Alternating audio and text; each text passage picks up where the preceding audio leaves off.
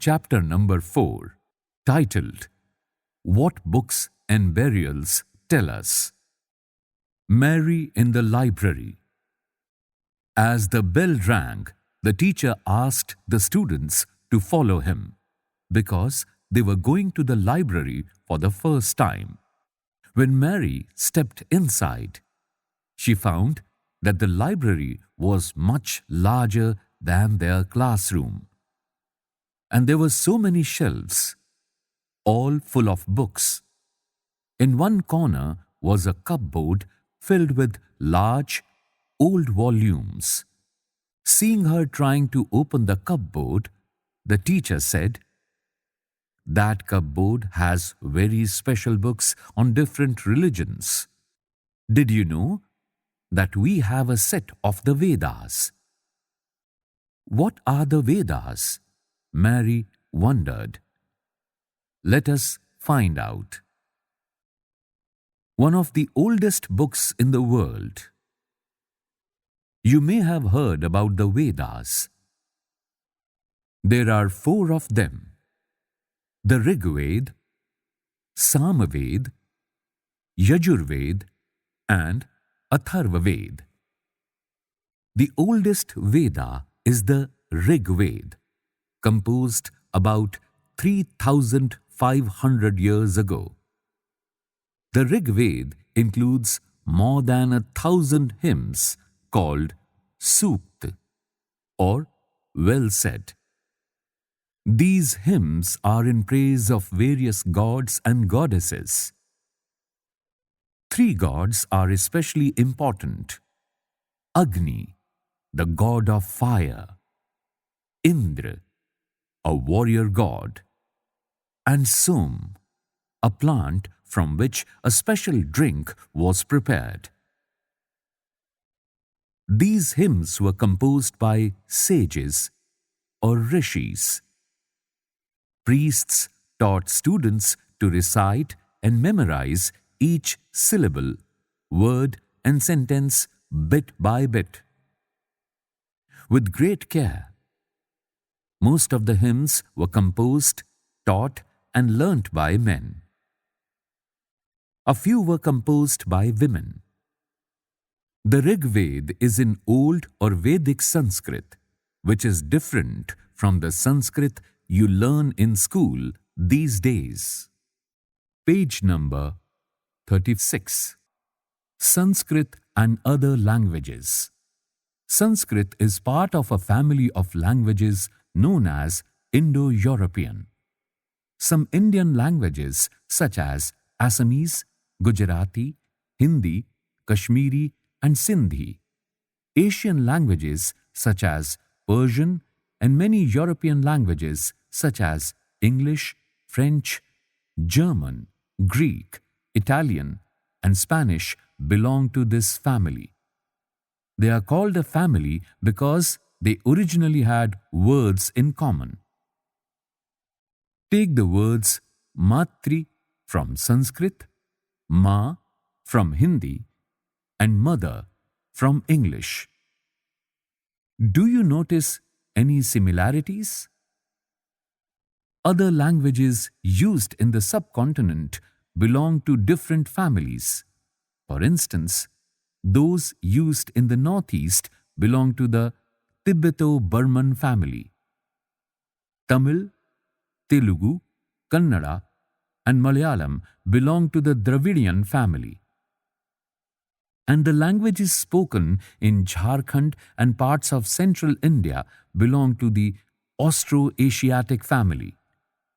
List the languages you have heard about and try and identify the families to which they belong. The books we use are written and printed. The Rigveda was recited and heard rather than read. It was written down several centuries after it was first composed and printed less than 200 years ago.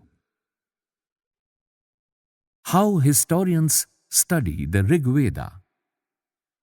Historians, like archaeologists, find out about the past. But in addition to material remains, they examine written sources as well. Let us see how they study the Rigveda. Some of the hymns in Rigveda are in the form of dialogues. This is part of one such hymn, a dialogue between a sage named Vishwamitra and two rivers, Beas and Satluj, that were worshipped as goddesses. Find the rivers on map number 1, page number 2. Then read on. Page number 37. On top of page number 37, a picture is shown. It's a page from a manuscript of Rigveda.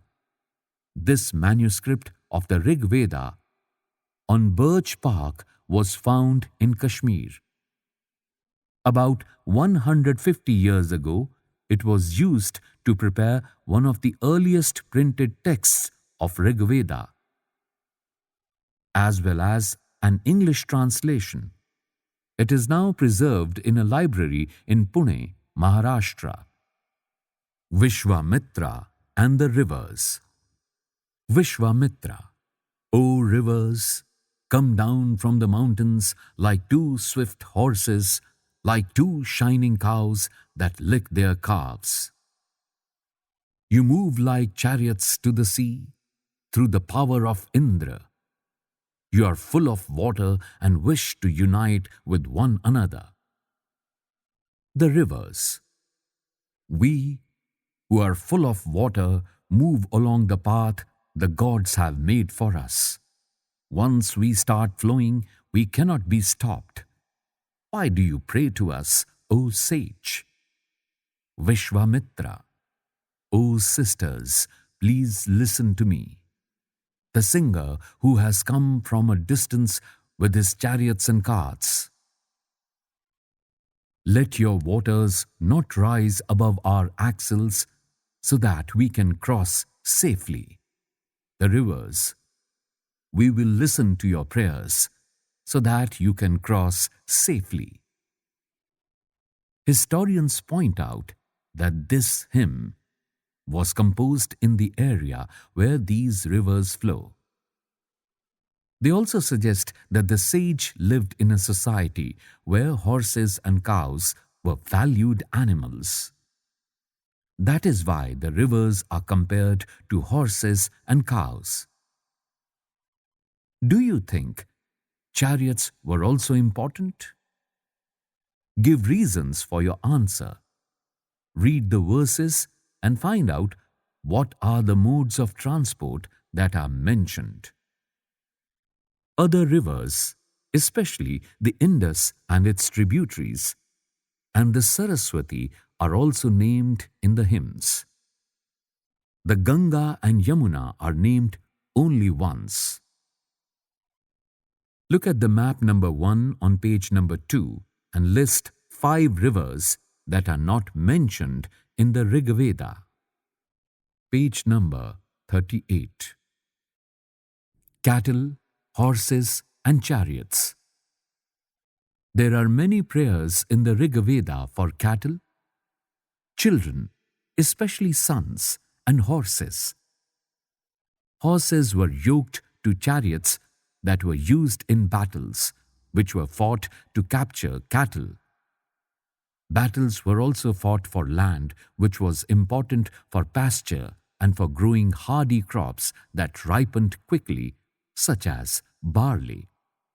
Some battles were fought for water and to capture people. Some of the wealth that was obtained was kept by the leaders, some was given to the priests, and the rest was distributed amongst the people. Some wealth was used for the performance of yagyas or sacrifices in which offerings were made into the fire. These were meant for gods and goddesses. Offerings could include ghee, grain, and in some cases, animals. Most men took part in these wars.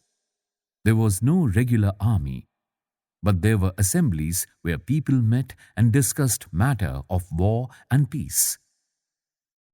They also chose leaders who were often brave and skillful warriors. Words to describe people. There are several ways of describing people in terms of the work they do, the language they speak, the place they belong to, their family, their communities, and cultural practices. Let us see some of the words used to describe people found in the Rigveda. There are two groups who are described in terms of their work: the priests, sometimes called Brahmins, who performed various rituals, and the Rajas. These Rajas were not like the ones you will be learning about later. They did not have capital cities, palaces, or armies, nor did they collect taxes. Generally, sons did not automatically succeed fathers as Rajas. Read the previous section once more and see whether you can find what the Rajas did. Two words were used to describe the people or the community as a whole. One was the word Jan, which we still use in Hindi and other languages. The other was wish. The word Vaishya comes from wish. You will learn more about this in chapter number 5. Several Vish or Jan are mentioned by name, so we find reference to the Puru Jan or wish, the Bharat Jan or wish, the Yadu Jan or wish, and so on. Do any of these names sound similar? Sometimes the people who composed the hymns described themselves as Aryas or called their opponents Dasas or Dasyus.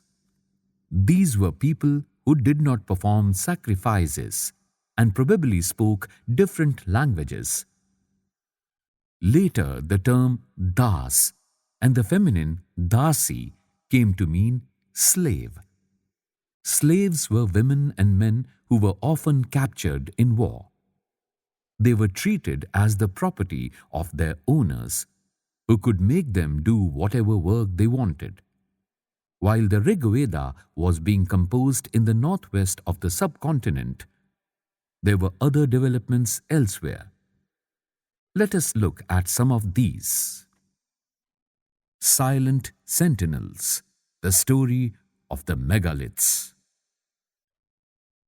Look at the illustration on the next page. These stone boulders are known as megaliths, literally big stones. These were carefully arranged by people and were used to mark burial sites.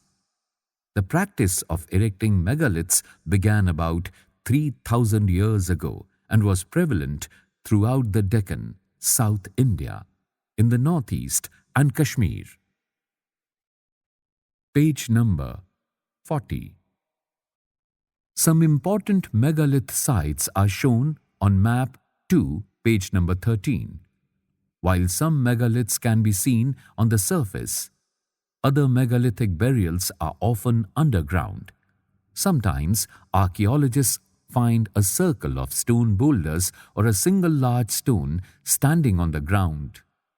These are the only indications that there are burials beneath. On the right-hand side top of this page, a picture is shown. This type of a megalith is known as a cyst. Some cysts, like the one shown here, have portholes, which could be used as an entrance. There were several things that people did to make megaliths. We have made a list here.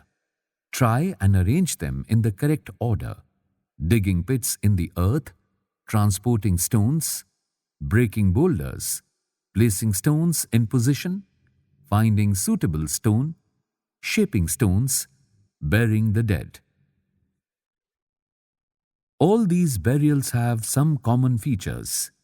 Generally, the dead are buried with distinctive pots, which are called black and red ware. Also found are tools and weapons of iron and sometimes skeletons of horses, horse equipment, and ornaments of stone and gold. Was iron used in Harappan cities? There are 3 more pictures on this page which show iron equipment found from megalithic burials. On the left top, a horse equipment is shown. Left below, axes is shown. And on the bottom, a dagger is shown. Page number 41. Finding out about social differences. Archaeologists think that objects found with the skeleton probably belonged to the dead person. Sometimes more objects are found in one grave than in another. Find Brahmagiri on map number 2, page number 13. Here, one skeleton was buried with 33 gold beads, 2 stone beads, 4 copper bangles, and 1 conch shell.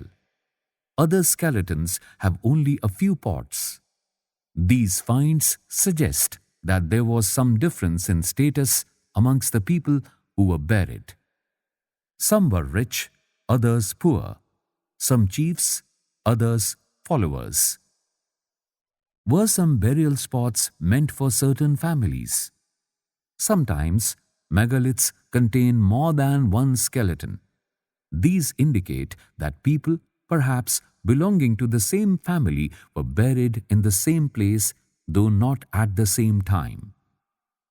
The bodies of those who died later were brought into the grave through the potholes. Stone circles or boulders placed on the surface probably served as signposts to find the burial site, so that people could return to the same place whenever they wanted to. A special burial at Inam Gaon. Find Inam Gaon on map number 2, page number 13. It's a site on the river Ghod, a tributary to the Bhima. It was occupied between 3,600 and 2,700 years ago. Here, adults were generally buried in the ground, laid out straight, with the head towards the north. Sometimes burials were within the houses. Vessels that probably contained food and water were placed with the dead. One man was found buried in a large, 4-legged clay jar in the courtyard of a 5-roomed house, one of the largest houses at the site. In the center of the settlement, this house also had a granary. The body was placed in a cross-legged position. Do you think this was the body of a chief? Give reasons for your answer. Page number 42. What skeletal studies tell us? It is easy to make out the skeleton of a child from its small size. However, there are no major differences in the bones of a girl and a boy. Can we make out whether a skeleton was that of a man or a woman? Sometimes people decide on the basis of what is found with the skeleton. For instance, if a skeleton is found with jewelry, it is sometimes thought to be that of a woman. However, there are problems with this. Often, men also wore ornaments. A better way of figuring out the sex of a skeleton is to look at the bone structure. The hip or the pelvic area of women is generally larger to enable childbearing. These distinctions are based on modern skeletal studies. About 2,000 years ago, there was a famous physician named Charak, who wrote a book on medicine known as the Charak Samhita. There he states that the human body has 360 bones. This is a much larger number than the 200 bones that are recognized in modern anatomy. Charak arrived at this figure by counting the teeth, joints, and cartilage. How do you think he found out about the human body in such great detail? Occupations at Inam Gaon. Archaeologists have found seeds of wheat, barley, rice, pulses, millets, peas, and sesame. Bones of a number of animals, many bearing cut marks that show that they may have been used as food, have also been found. These include cattle, buffalo, goat, sheep, dog, horse, ass, pig, sambar, spotted deer, blackbuck, antelope, hare, and mongoose, besides birds, crocodile, turtle, crab, and fish. There is evidence that fruits such as ber, amla, jamun, dates, and a variety of berries were collected. Page number 43. Use this evidence to list the possible occupation of the people at Inam Gaon. Elsewhere, find China in your atlas. Around 3,500 years ago, we find some of the first evidence of writing in China. These writings were on animal bones. These are called oracle bones because they were used to predict the future. Kings got scribes to write questions on the bones. Would they win battles? Would the harvest be good? Would they have sons? The bones were then put into the fire, and they were cracked because of the heat. Then fortune tellers studied these cracks and tried to predict the future. As you may expect, they sometimes made mistakes. These kings lived in palaces and cities. They amassed vast quantities of wealth, including large, elaborately decorated bronze vessels. However, they did not know the use of iron. List one difference between the Raja of the Rigveda and these kings. Imagine, you live in Inam Gaon 3,000 years ago and the chief has died last night. Today, your parents are preparing for the burial. Describe the scene, including how food is being prepared for the funeral. What do you think would be offered? Key words: Veda, language, hymn, chariot, sacrifice, Raja, slave, megalith, burial, skeletal, iron.